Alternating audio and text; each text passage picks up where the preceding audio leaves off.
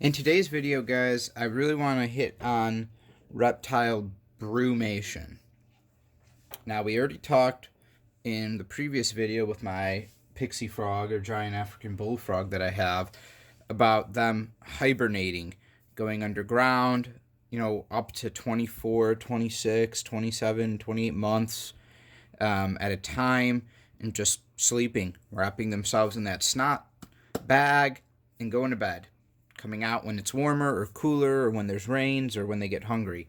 But today we're going to look at brumation, which is different, and we'll go into why. And a lot of times people are familiar with this for snakes, but not as familiar with other reptiles and lizards that also brumate. So specifically today we'll focus on bearded dragons, but most of these same principles still apply. So what is the difference between hibernation and brumation? We're going to start there. So hibernation is when they just completely shut themselves down, go to bed, and are typically asleep for an entire process of time. Doesn't have to be as long as the pixie frog, right? Bears hibernate. They're down for, a few months, half the year, etc. for the winter. But for reptiles, and specifically bearded dragons, they go into a brumation period around wintertime, and it's not always the same. And the reason I say that is because although they do have an internal clock that they know what the seasons are, obviously when you keep any type of reptile in a humidity controlled environment, lighting and temperature controlled environment, constant water supply, constant availability to food, this is going to move that internal clock a little bit, but it will still happen. So what they do is they get lazy. So they do sleep. Like you see Mongo is sleeping now. It's mid-morning, around 10 a.m., and he's just been chilling. They don't sleep for a week, 6 months, the entire winter. No, they get lazy. They slow down. Their metabolism slows down because naturally it would be in the wild when it gets colder. Bugs and things like that, supply to food would be lower. So their metabolism slows down, they get lazy, and they do spend most of the day sleeping. But some people will be like, well, my bearded dragon does that anyways. But not by the heat source, not under the basking light. And this is what the key we're going to get to. So warm part of the tank, heat source is mercury vapor bulb, so heat and UV. And then for once he needs it, another heat, just ceramic heat emitter hooked up to a temperature probe to make sure at night or during the day his temps don't fall. But typically, because we'll go over the difference here because I have a couple bearded dragons, they like to get away from the heat source, kind of go where it's a little bit darker, and go to bed. So if you've noticed, if you remember, and I think I've showed Mongo before, and I think I've showed his cage, he used to have that big rock structure here. And this is where I want to hit on people who say, hey, I don't have a enclosure that's big enough for this bearded dragon or for this reptile. Well, if you know your reptile's needs and wants and what they'll use, sometimes I see people make these elaborately huge, massive enclosures, rock walls and vines and trees. And okay, that's great. And you know what? If you like that, go for it. But if your reptile doesn't like those areas or doesn't use those areas, what does it do other than it looks cool to you? So, if you were under the status of you lived in a mansion, but you only furnished 3 rooms and you only went to those 3 rooms and the whole other side of the home you never even looked at, you kept it bordered down, what's the use? There's none. So, when he's getting ready for brumation, he doesn't climb on that rock fixture. He doesn't scratch his nails. He doesn't do anything. He kind of lays in front of it down here. That's how I know, okay, it's time. His internal clock has gotten there. So I take out that activity structure and I put in this half log piece here, which he goes under. He feels comfortable under there. It's cool. Sometimes he'll be head first to block out the light since the backdrop is against the glass, so it gets pretty dark in there if you face the other way. But that's where he wants to be. Now, Vice versa. When he's in active season, he hates this thing. Doesn't use it, never goes under it, never. Doesn't go on top of it. He doesn't do anything with it. Just like how he doesn't use his rock structure when he's in the brumating period.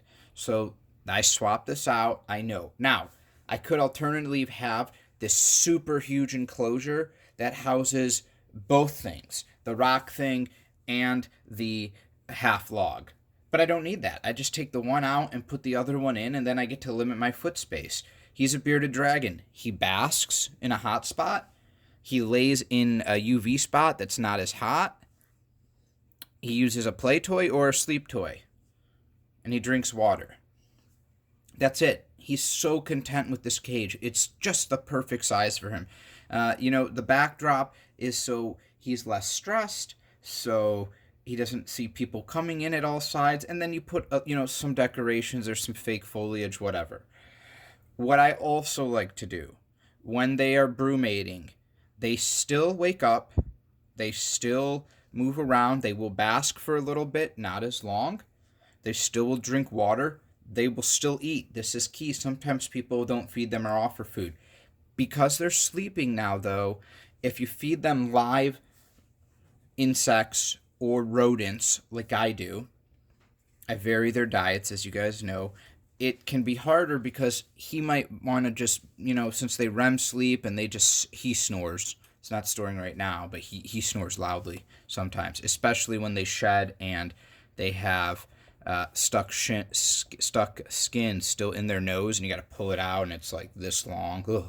But they still want to eat. They'll still get hungry. They just might not be hungry when 5:30 comes and it's the time you feed your reptiles. Now, you could offer them food a few times a day, but that's not really practical if you work Monday through Friday. You're going to offer them food in the morning when you take off, when their light's just turning on, or how many times you're going to offer them after 6 p.m. when their light turns off at 9.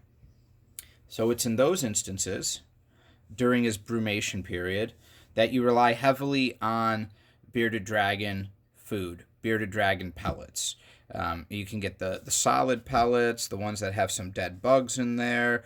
I like to mix the juvenile, which are these small pellets down there, with the adult pellets. Obviously, guys, know how old your dragon is. If he's a small baby, you just give him the juvenile pellets. You don't need to have the adults. But when they are adults, I like to mix the two. So I fill up the food bowl like this, and I just put it in the cage. That's it. When he's hungry, if he gets hungry during the day, he'll eat this, fine. It's a great way during the brumation period to make sure that they have a food source available, but also not just stressing yourself out trying to feed him every few minutes. Now, let's look at Archimedes. So, the same principles apply here, except he's kind of crazy. And he doesn't like to go inside any hides ever.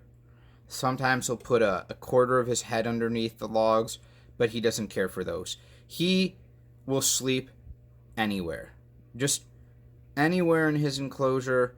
When it's time for him to go to bed for brumating, he'll lay in the open, he'll lay in the corner, he'll lay in the middle. He doesn't care.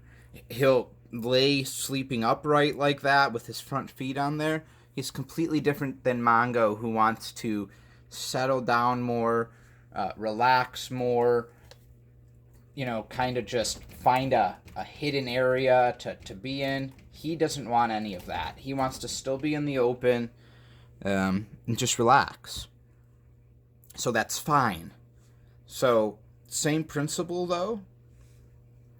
Food bowl, same mixture, and I'm just going to set it in his enclosure. Now, still, when you guys make your food rounds, you should still observe, see if they're awake, put some food in front of them, and see if they'll eat. Even if they eat, you don't want to feed them their normal amount. You still would want to cut back on it a little bit because, remember, they are slowed down a little bit, so you don't want them to fatten up and hold on to that food forever. but you still would offer them food like normal. So let's take his food bowl. We'll put it right here. He's looking at it like, oh, it's that thing again. Now, the other thing you guys can do, which you should do, which is really healthy for them, is you normally would have their lights on a timer. Okay, that's normal. Everyone knows that. Cut their light back in the winter months. You don't have to do it much, about an hour to an hour and a half. Now, I like to put their lights, all my reptile lights, kind of on my schedule because I don't put them in a closed room where I shut the door and they stay by themselves. So I do like their lights to come on at about 6:45 in the morning because that's when I'm up and I'm walking around, so that will be their natural wake-up time. So if you have them on for 12 hours or 14-hour days, you take their lights and cut it back, or 15-hour days. It just depends. If you would have their lights on between 7 and 9, have their lights on between 7 and 8, 7 and 7:30, just so they shut off a little bit, so they get a little less heat, a little less sun, and again, it helps their internal clock know it's winter time. Don't have to do that with all tropical species and things like that, but with animals that do brumate, you cut their lights a little back. It'll also let their tank cool down a little bit sooner and just help with the process.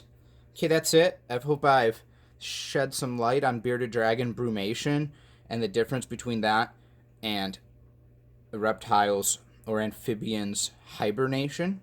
If you guys have questions, please continue to leave them in the comments. I love helping everyone out. Otherwise, guys, take care.